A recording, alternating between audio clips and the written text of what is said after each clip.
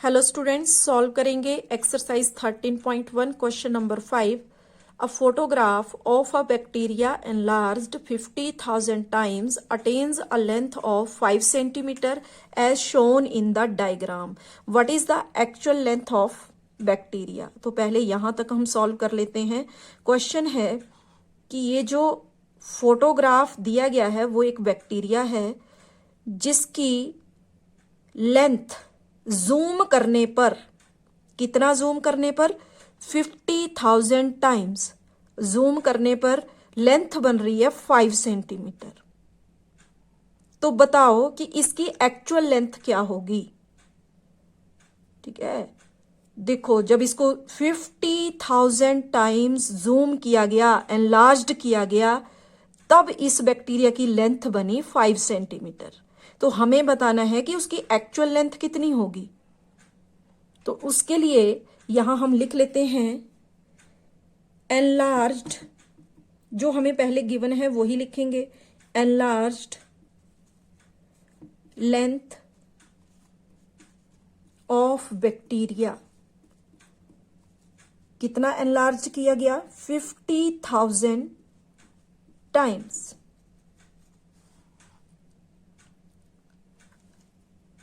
और एनलार्ज करने के बाद जो लेंथ बनी, तो यहां length is equal to 5 centimetre. Zoom करने के बाद जो लेंथ बनी, जूम किया गया 50,000 टाइम और जूम करने के बाद जो लेंथ बनी वो है 5 सेंटीमीटर। अब यहां पर एक्चुअल लेंथ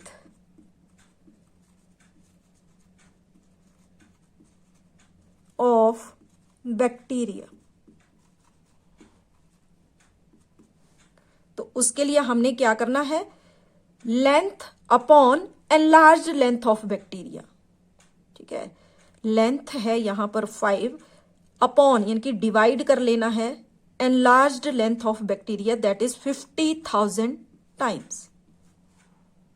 तो देखो 5 1 जा 5 और 5 10 जा 50। अब यहां 3 जीरो हैं, लगा लेंगे, इनकी 1 अपॉन 10,000 सेंटीमीटर, यानी बहुत ही कम लेंथ है बैक्टीरिया की।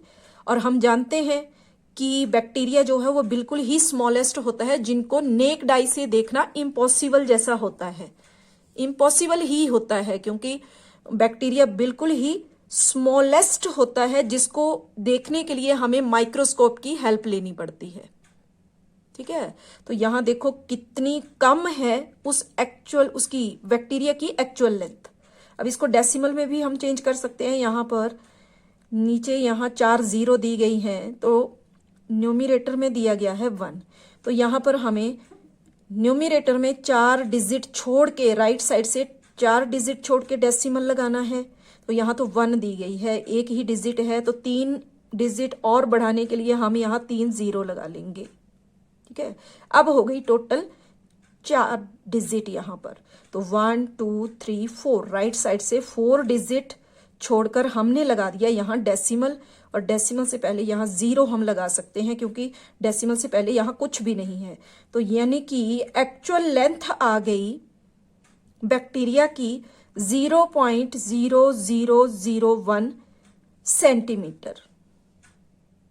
ठीक है, और अगर आपने डेसिमल में नहीं चेंज करना है तो देखो इसको इस तरह से भी आप कर सकते हैं कि यहां पर 1 अपॉन, अब 10,000 में कितनी जीरो है, 4 जीरो है, तो यहां 10 की पावर 4, इस तरह से भी आप कर सकते हैं। और इसको जब हम स्टैंडर्ड फॉर्म में लिखेंगे सिंप्लीफाई करके, तो ये डिनोमिनेटर में पावर है, तो जब इसको हमने न्यूमिनेटर में लाना है तो ये हो जाएगा 10⁻⁻4 सेंटीमीटर।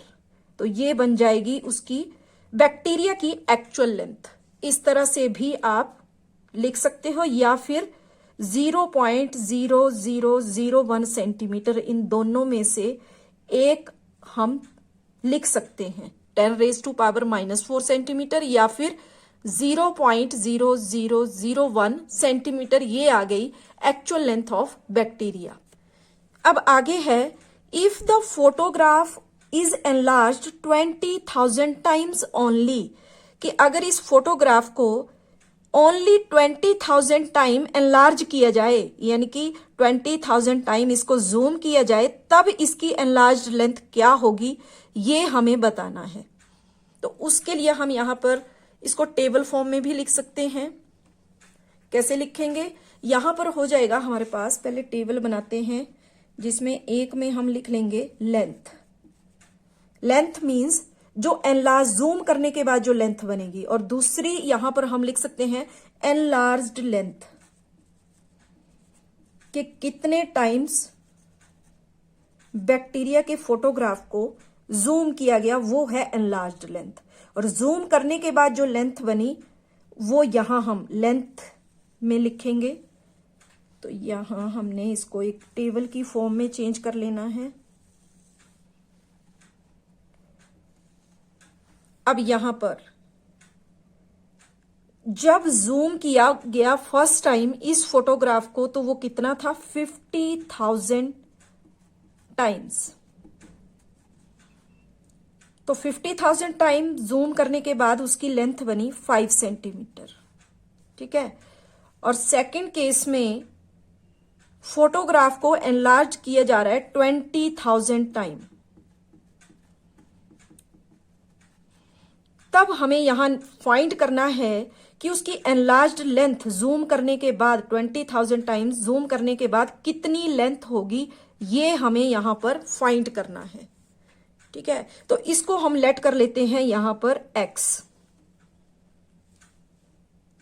अब यहां पर देखो, जब जूम ज्यादा टाइम्स किया गया तो उसकी लेंथ भी थोड़ी ज्यादा थी। अब यहां जूम कम किया जाएगा तो उसकी लेंथ भी कम ही होगी।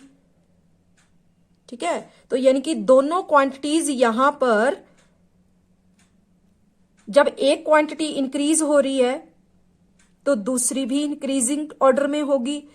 जब एक क्वांटिटी को डिक्रीज किया जा रहा है तो दूसरी क्वांटिटी भी डिक्रीज हो रही है। तो दोनों, यहां हम कह सकते हैं कि दोनों क्वांटिटीज जो हैं वो डायरेक्टली प्रोपोर्शनल में है। ठीक है।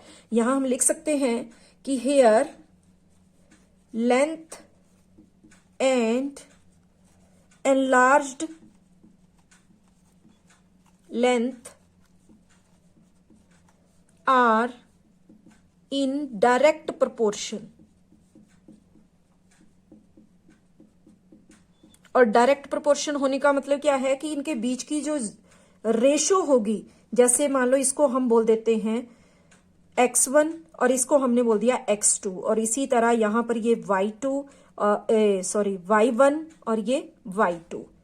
तो जब डायरेक्ट प्रोपोर्शन में है तो हम यहां पर इस तरह से लिख सकते हैं x1 upon y1 is equal to x2 upon y2। ठीक है। तो जब हम इसमें वैल्यू पुट करेंगे, x1 की वैल्यू है यहां 5 अपॉन y1 की value 50,000 time is equal to हो जाएगा x2 के लिए ये हमें फाइंड करना है तो इसको हमने x लेट किया है, तो x अपॉन 20,000। तो अब सॉल्व करने के लिए इसमें क्रॉस मल्टीप्लाई होगा, तो क्रॉस मल्टीप्लाई करके यहां 50,000 को x से मल्टीप्लाई करेंगे तो 50,000 मल्टीप्लाई x। ठीक है। अब इज इक्वल टू 20,000 मल्टीप्लाई 5। अब यहां से x की वैल्यू फाइंड करनी है हमने, तो x तो इधर ही रहेगा, लेकिन ये जो 50,000 है मल्टीप्लाई में, इसने चले जाना है इक्वेशन के दूसरी तरफ। पहले ये लिख लेंगे एज इट इज, अब ये मल्टीप्लाई में तो यहां आ जाएगा डिवाइड में। अब यहां से सॉल्व कर लेंगे, यहां नीचे 4 जीरो हैं, 4 जीरो ही ऊपर हैं, 5 से 5 कैंसिल हो गया। अब यहां x इज इक्वल टू आ गया 2, तो 2 सेंटीमीटर आ गया इसका आंसर। Thank you.